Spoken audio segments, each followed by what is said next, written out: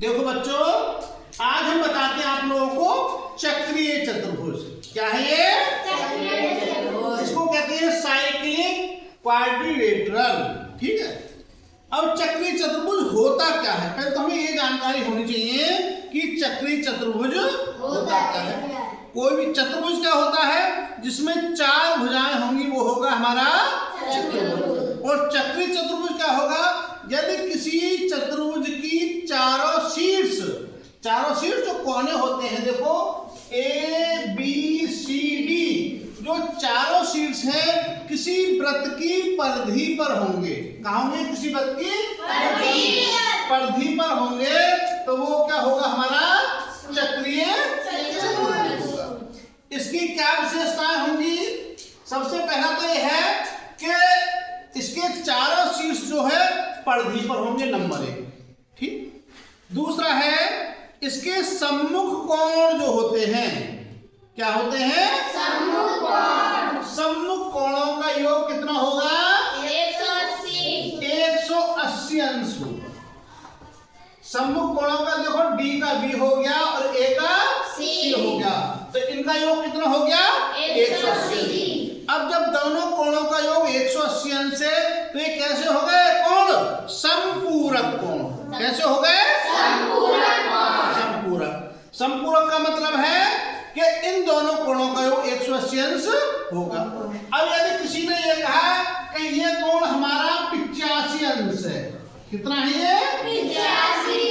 इसे बता दोगे कितना होगा? 95। कितना होगा? 95। कैसे मालूम पड़ा? क्योंकि इन दोनों का टोटल हमारा कितना है? 180। 180 में से हमने 85 घटा दिया तो हमारा 95। ठीक। एक होता है कोटिपूरक कोण। कोटिपूरक में क्या होता है? संपूरक में 180 अंश होता है दोनों का टोटल, और कोटिपूरक में दोनों का टोटल कितना होता है? 90 अंश। कितना होता है? 90। उससे अगला पॉइंट है तुम्हारा, चारा भुजाएं वृत्त की जीवा होती हैं। देखो जीवा क्या होती है? कोई भी वृत्त है, मान लीजिए वृत्त है, और इसमें कहीं पर भी कोई रेखा है सीधी जो एक तरफ सिरे से दूसरी तरफ परिधि को टच करती है, तो ये हो गई इसकी जीवा। तो देखो ये चार भुजाएं जो होंगी हमारी, वो वृत्त की क्या होती हैं? जीवाएं होती हैं। ठीक। अगला पॉइंट है, आंतरिक कोण बाह्य कोण के बराबर होता है। जो आंतरिक कोण होता है वो विपरीत बाह्य कोण के कैसा होता है? बराबर। जैसे ये है हमारा एक ये कोण बन गया है यहाँ पे, ठीक है। तो इसका जो विपरीत बाह्य कोण बनेगा वो कौन सा बन जाएगा? इधर बनेगा ये। ठीक। और जो विपरीत बाह्य कोण बनेगा ये किसके बराबर होगा? विपरीत बाह्य किसके बराबर होगा? किसके बराबर होगा? इसके बराबर होगा। क्यों बराबर होगा? देखो ये है तुम्हारा 85 और ये है तुम्हारा कितना? 95 है ना। और जब इस रेखा को हम सीधा करेंगे तो इसमें पूरा कोण कितने का बन जाएगा? ये कितने का बनेगा? कितने बनेगा? 180। और 180 में से 95 घटाएं तो कितना बचेगा? 85 बचेगा। तो ये कोण जो होगा, जितना ये कोण होगा उतना ही ये कोण आपका होगा। समझे ना? इसी प्रकार से अब हमने पूछा कि बताओ ये कोण कितना होगा। अब इसको यदि हम सीधा कर दें, इसको इस प्रकार से कर दें, और ये पूछें कि बताओ ये कोण कितना होगा? ये वाला कोण।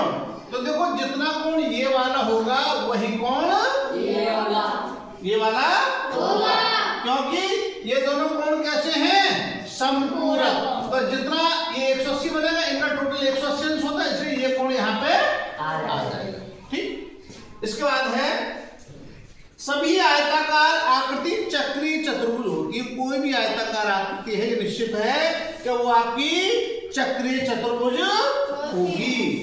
चक्रीय चतुर्भुज आयताकार आकृति की क्या पहचान है? कौन सी आयताकार होगी? कोई भी चार भुजा वाली आकृति है आपकी, मान लो हमने ये बनाई, तो जो आयताकार आकृति होती है उसका अंदर के कोण कितने डिग्री के होते हैं?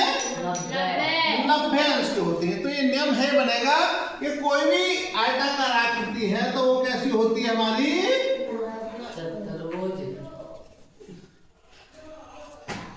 वो चक्रीय चतुर्भुज होती है। ठीक, उससे अगला एक पॉइंट और भी है कि देखो यदि हम इन भुजाओं का समद्विभाजित करें, समद्विभाजित मानी दो बराबर भागों में बांटे चारों भुजाओं को, ये यहां से होगा और इससे लंब खींचे अंदर की ओर, अंदर की ओर क्या खींचे? इससे लंब। इस भुजा से भी खींचे, इस भुजा से भी लंब खींचे, समद्विभाजित करके इस भुजा से भी खींचे और इससे भी, तो बीच में आके एक बिंदु पे आके क्रॉस करेंगी सभी, एक बिंदु पर आकर एक जगह मिलेंगी और वो बिंदु क्या होगा?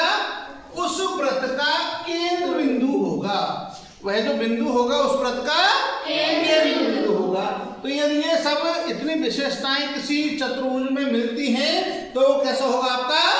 चक्रीय चतुर्भुज होगा। कैसा होगा? चक्रीय चतुर्भुज। इसमें क्वेश्चन कैसे देगा? देखो ऐसे इस प्रकार से क्वेश्चन देगा।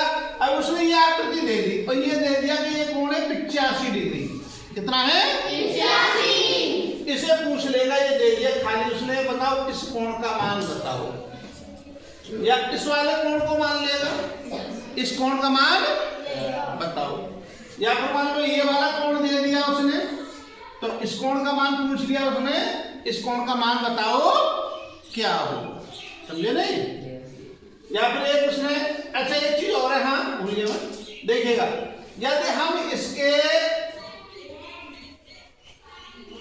विकर्ण खींचे,